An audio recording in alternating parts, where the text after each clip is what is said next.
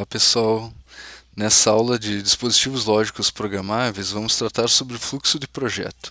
O fluxo de projeto compreende as etapas que são necessárias para desenvolver um projeto de circuito digital para ser programado em um FPGA, um CPLD, desde a descrição do arquivo de entrada do projeto, que pode ser nas formas de texto ou esquemático, o uso de uma ferramenta para fazer etapas de tradução desse arquivo de entrada, otimização lógica e ajuste dos elementos lógicos do dispositivo, a etapa de simulação e correção de erros, ou seja, verificação do funcionamento desse circuito, e por fim a configuração do circuito projetado, do circuito digital no dispositivo programável.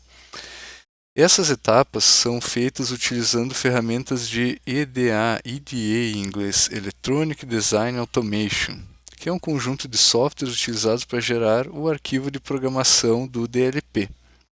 Então, essa sequência de etapas é denominada de fluxo de projeto para uma FPGA ou para um CPLD. Com um pouco mais de detalhamento, apresento aqui algumas etapas divididas em projeto e implementação, aqui no lado esquerdo, e verificação. Então, no projeto e implementação, nós temos a entrada do projeto na forma de texto, escrito usando uma linguagem de descrição de hardware ou um desenho de circuito esquemático. A etapa seguinte é a síntese lógica, a implementação física e a programação do dispositivo. Em paralelo, do lado direito aqui, estou apresentando as etapas de verificação para cada uma dessas etapas de projeto e implementação. Nós temos a simulação do funcionamento comportamental do circuito, que pode ser feito a partir da entrada de projeto, de texto esquemático ou do resultado da síntese lógica. As etapas de verificação de análise, temporização estática e simulação temporal e funcional, que são feitas a partir da implementação física do circuito, do resultado do arquivo de implementação física, com o mapeamento da lógica para FPGA ou para CPLD. Então é feita a análise de temporização estática e essa simulação temporal e funcional que nós veremos nessa disciplina. E por último, a programação do dispositivo real. E aí, a partir dela, é feita a verificação em placa do funcionamento desse circuito, o circuito real. Então, antes de gravar a placa, ou seja, antes de gravar a placa e programar o dispositivo e verificar o funcionamento na placa, é adequado utilizar outras etapas de verificação prévias, para assegurar com mais certeza de que esse funcionamento em placa ele será bem sucedido. Então nessa apresentação aqui eu vou falar um pouco mais em detalhes sobre essas etapas aqui de projeto e verificação, que serão exploradas ao longo dessa disciplina. As etapas do fluxo de projeto estão organizadas aqui nas seguintes etapas. A primeira, a entrada de projeto, que é chamada em inglês de Design Entry, que é a descrição do circuito utilizando, em geral, uma linguagem de descrição de hardware, que é dito um HDL, Hardware Description Language. É uma linguagem de texto estruturada, utilizada para fazer a descrição dos operadores lógicos, por exemplo, AND, OR, NOT, dos operadores aritméticos, uma adição, uma subtração, e de outras funções combinacionais e sequenciais, por exemplo, descrever flip-flops, utilizando uma linguagem de texto. Então, essa linguagem é utilizada como entrada de projeto para uma ferramenta que vai gerar o arquivo de programação de um DLP. Exemplos de linguagens mais comumente utilizadas são o VHDL, o Verilog e o System-C. Nesse curso, nós vamos trabalhar com o VHDL. Além do arquivo de descrição de hardware, é utilizado um arquivo de restrições, que são chamadas constraints em inglês. É um arquivo que é utilizado com a descrição de características físicas que são esperadas para o circuito real. Por exemplo, qual deve ser a frequência mínima de funcionamento do relógio desse circuito, ou seja, a frequência da entrada de clock do circuito-alvo, né? Os atrasos de propagação máximos e o principal, o posicionamento dos pinos de entrada e saída dos sinais do circuito eletrônico em relação aos pinos da FPGA ou da CPLD. A segunda etapa é a síntese lógica. É esse processo que faz a análise dos arquivos de entrada, os arquivos de texto, né, em linguagem de descrição de hardware, e faz a sua tradução para uma lista de elementos lógicos e de conexões. Então essa lista vai conter as ANDs, as OR e as suas conexões traduzidas, né, num formato padrão que é conhecido como EDIF ou NGC, dependendo do tipo de síntese que é feita. Essa síntese é responsável por verificar a sintaxe do código de texto, ou seja, o usuário escreveu um código de texto e ele pretendia descrever um circuito com ele, e nessa etapa de síntese a ferramenta ela vai informar ao usuário o que ela compreendeu desse código, se existe algum erro de sintaxe e assim por diante. Então, após a síntese lógica, é possível visualizar um relatório de uso dos recursos da DLP, então uma estimativa, né? Estimativas de frequência máxima do relógio, então uma primeira estimativa, né? Ver um diagrama esquemático do netlist resultante, então o usuário ele pode pedir para a ferramenta gerar um arquivo, um diagrama esquemático, a partir da sua entrada de projeto na forma de um texto. Então isso muitas vezes auxilia para que o projetista verifique qual foi o circuito que a ferramenta compreendeu, né, que foi projetado, que foi entrado nela. Também é possível gerar um modelo de simulação comportamental, né, pós-síntese, para fazer etapas de verificação e, a partir disso, implementar o projeto.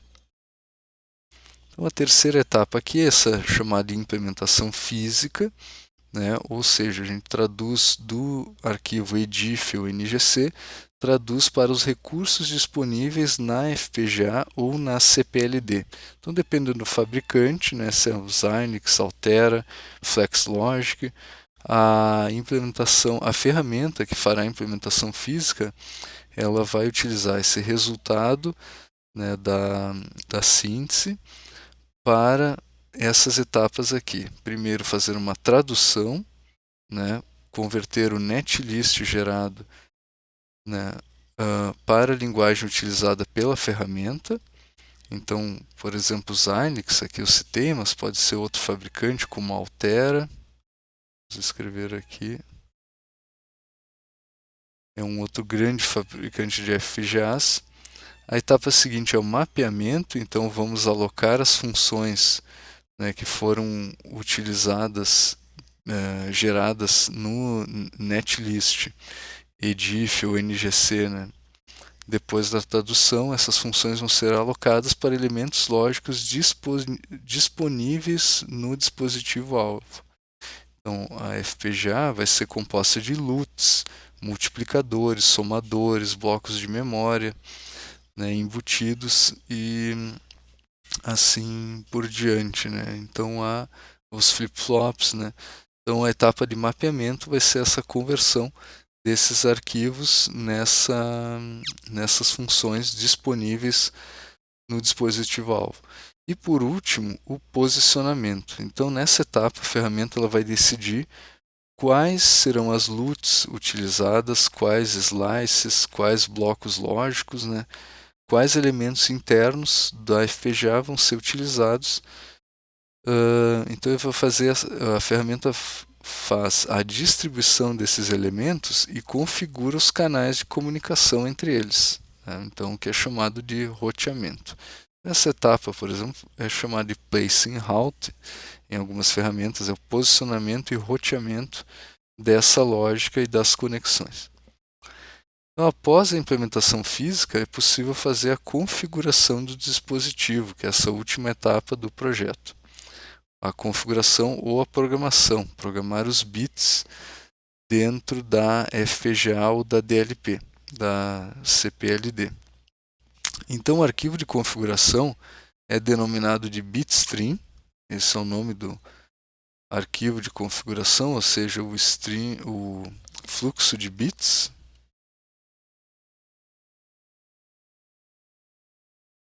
É um arquivo com uma sequência de zeros e uns que são utilizados para programar a FPGA, então com todo o conteúdo das LUTs, das interconexões, da programação dos multiplexadores, toda a configuração da FPGA ou da CPLD.